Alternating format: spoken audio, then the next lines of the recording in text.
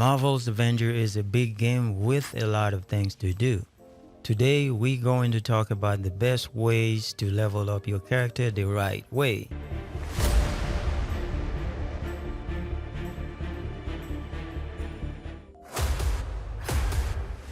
Hey guys, my name is Weds. I know you probably have seen many videos about the way to level up fast, etc, etc. All good stuff, but those fast methods may not be for everyone. I tried the Harm Room's XP farming method, but after a while I got bored. So if you don't want to stay in the Harm Room for hours, here is my recommendation. But before that, first thing you need to know to pay attention to is on your character's nameplate, you have the hero level and the gear level or power level. You can call it power level, it's the same thing. As it stands right now, level 50 is the max you can reach for your hero level and 150 is the max you can reach for your gear level or power level, which we will expand on in just a little bit. That being said, you need XP to level up your hero to level 50 and you also need gears to level up your power to 150. Note that the average score of all your gears make up the total of your power level, or we can call it your gear score level. In short, the power level determines how strong you punch, kick, shoot, or slap an enemy,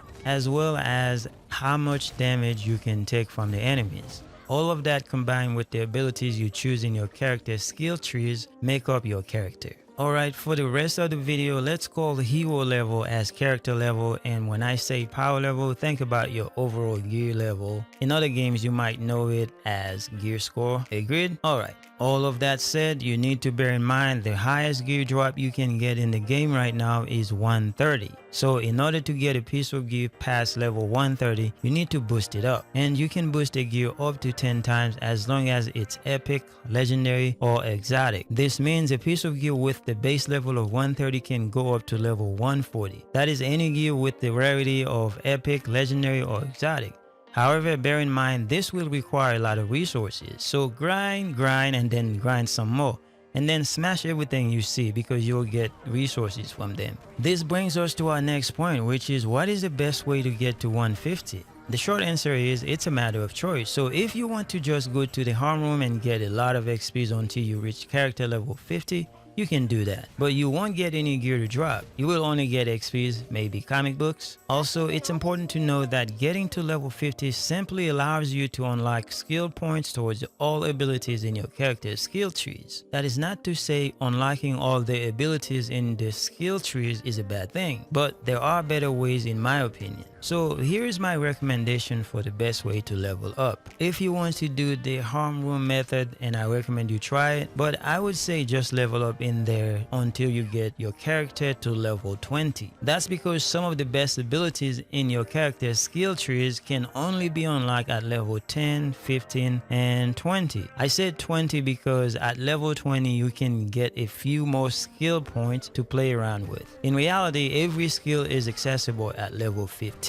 After that, it's time to get some gears by doing your objectives. Objectives are missions, assignments, and challenges found under the Objectives tab by pressing the menu button on your controller. There are many types of missions to do on the Objective tabs once you finish the campaign and move on to the Avengers Initiative. You have war zones, drop zones, vault missions, etc, etc. I suggest you do them all, and that means play the game. While doing those objectives from the war table, not only will you get a lot of gears, but you will also get a lot of XPs to reach that character level 50. It's the best of both worlds, and it's more fun that way in my opinion. On top of that, you can pick up assignments or bounties from the faction vendors, which you will complete while doing those objectives. You cannot go wrong if you do all that. Now, some missions are better than others, but you do whatever is best for you. Whichever way you choose to tackle the objectives, this should be fine. You can do repeatable missions, but that could get boring really fast in my opinion. Some missions have guaranteed rewards or guaranteed rarity of gears, which you can obtain. So if you want to leave those types of missions for later, that's okay too, and it's a good idea. The main thing is to get your gears to power level 130 and boost up your best pieces of gears to level 140. Then the last 10 levels you need to reach power level 150 come from the major artifact. That major artifact is the only item that gives you one straight level to your total power level every time you boost it. That means if you are power level 140 and you boost the major artifact one time, you will power level to 141. In reality, all your gear pieces including the 2 minor artifacts can be boosted to level 140, and altogether they will average to 140. After that, you can boost the major artifact 10 times to get to 150. Makes sense, right? So note to self, you should not boost your gears until you get a piece with the base level of 130, and it should be a piece of gear that you like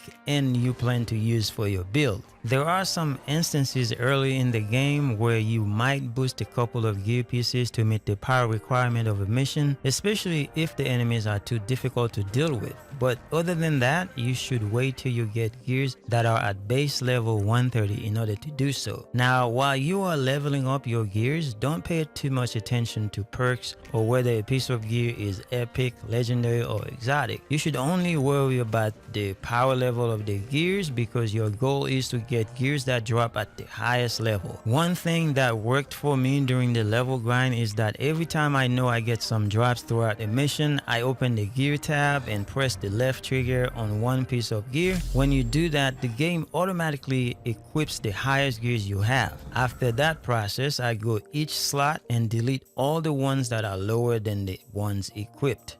As it stands right now, there is no need to keep lower gears no matter if they are legendary, epic, or exotic. There is not a way to level them up to 140, so just dismantle them for resources. This brings me to my next point. From time to time during the level grind, you will notice one piece of gear that is lagging behind, especially the minor artifacts. Artifacts don't drop very often like other gears, so they tend to lag behind, thus holding you back. To fix that problem, I normally visit the vendors and buy artifacts from them. Sometimes the artifacts they sell can be 6 levels higher than what you currently have. They cost resources, but it's not that bad. You remember all the gears you have been dismantling? That will help you buy stuff from the vendors. You just need to manage your gear score average until you get to that 130 level drop. That's the method I use and it goes really fast for me. On the other hand, you can do missions that guarantee you artifacts, but in my experience with the grind, it's faster to buy artifacts from the vendors if you have the resources. Then whenever you do a mission that guarantees you an artifact, it will be a high level 1. Now, if you follow these tips, I believe you will get to the max power level in no time and you will have fun doing it. Personally, I play solo and I level up really fast without doing anything special. You should be able to do the same thing, but it will definitely be even better if you have a fire team. Even if you don't have a fire team, you can enable matchmaking and sometimes you get other people to play with, but the matchmaking system is not reliable at this time. Plus, many times people are doing their own things because there's no communication to tell them and do this or do that. The game gives you companion if you don't have a pre-made fire team, but these AI companions mostly follow you around. They do help fight and revive you if you go down sometimes, but that is the extent to what they can do. All in all, I believe the best way to level up to max power level 150 go like this. Finish the campaign,